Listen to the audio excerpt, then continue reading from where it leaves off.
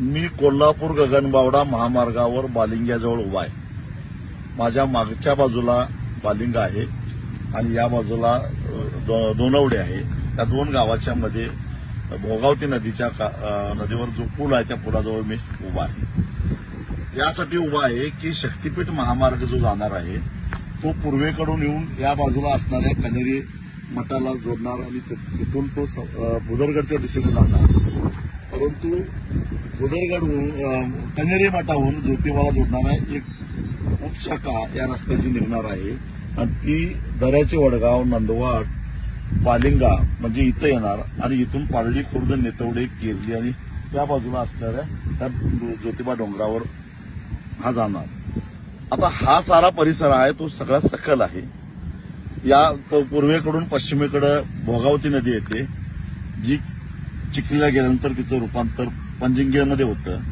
त्याचबरोबर तिकडून कासारी नदी येते। या कासारी आणि भोगावती नदीला ओलांडून हा रस्ता ज्योतिबाकडे जाणार आहे। आता या ठिकाणी आपण उभा आहे, समोर जो ऊस दिसतो 2019 साली या ऊसावर 25 फूट पाण्याची पातळी होती। म्हणजे जेमतेम मी ज्या ठिकाणी उभा आहे टेकडीवर त्याला पाणी घासत होतं। आता एवढा भराव हा कनेरी मठापर्यंत या दोन्ही नद्याच्या विरोधात टाकला जाणार आहे आणि फक्त नदीपात्रावर तेवढा पूल होणार।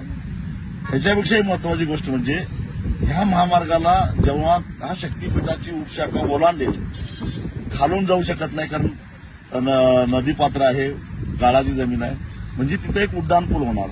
म्हणजे उड्डाणपूल होणार म्हणजे त्याचा अजून भराव वाढणार, म्हणजे इथं जवळजवळ 50 ते 55 फूट उंचीचा डोंगरासारखा भरावा होणार आणि त्यामुळं करवीर तालुका आणि पन्हाळा तालुक्यातली विशेषतः भोगावती कारखान्याच्या परिसरातली राशिवडे जे राधानगरीमध्ये येते, परिते, हसूर, सडोली, कांडगाव, हळदी, कोतळी, महे, बीड, कोगे, पाडळी खुर्द, वाखरे, सावरवाडी, आरे, बालिंगा, दोनवडे, नागदेववाडी, कोपर्डे, अडूर, सांगरूळ, कळे, बामटे, चिंचवडे, प्रयाग, चिखली, शिंगणापूर, केरली, केरले, शिंदेवाडी, आंबेवाडी, वरणगे, पाडळी, माझगाव, देवठाणे, तिरपण, माझनाळ, बाजार भोगाव आणि पुनाळ या साऱ्या गावांनी त्या गावाच्या आजूबाजूला असणारी सगळी शेती ही जर का महिनाभर जर का पाण्याकडे राहायला लागली तर या करवीर असेल, राधानगरी तालुक्याचा पूर्व भाग असेल, पन्हाळा असेल, त्या भागातल्या लोकांनी शेती करायची कशी? बरं, यांना शक्तीपीठ महामार्गाला एक शाखा काढायची होती तर ती पूर्व बाजूला काढायला पाहिजे होती। तिथून आता चोकापासून ज्योतिबाच्या दिशेनं येणारा जो काय राष्ट्रीय महामार्ग होता पुणे नागपूर रत्नागिरीचा त्याला जोडायला पाहिजे होतं, परंतु हा नवीन रस्ता केला आणि या साऱ्या जवळजवळ 100-125 गावातल्या लोकांचं जीवनमान याने धोक्यात आणलेलं आहे। शक्तीपीठाला आमचा विरोध का आहे? केवळ शेतकऱ्यांच्या जमिनी जातात म्हणून नव्हे, तर शेतकऱ्याला शेतीच करणं अवघड आहे आणि जे खेड्यापाड्यामध्ये गोरगरीब लोक राहतात त्यांना महिनाभर घरातली भांडी कुंडी जनावरं घेऊन गाव सोडावं लागणार आहे, म्हणून आमचा शक्तीपीठाला विरोध आहे। बाबांनो, तुमच्या विकासाला आमचा विरोध नाही, तुमच्या भक्तीला आमचा विरोध नाही, करा भक्ती तुम्ही देवाची, परंतु आमच्या घरादारावर नांगर फिरवून तुम्ही भक्ती कुणासाठी करताय आणि देव तरी प्रसन्न होईल का तुम्हाला? आणि मला वाटतंय की हे जे काही शक्तीपीठ आहे हे भक्तासाठी नाही, हे विकासासाठी नाही, हे अदानीच्या विकासासाठी आहे।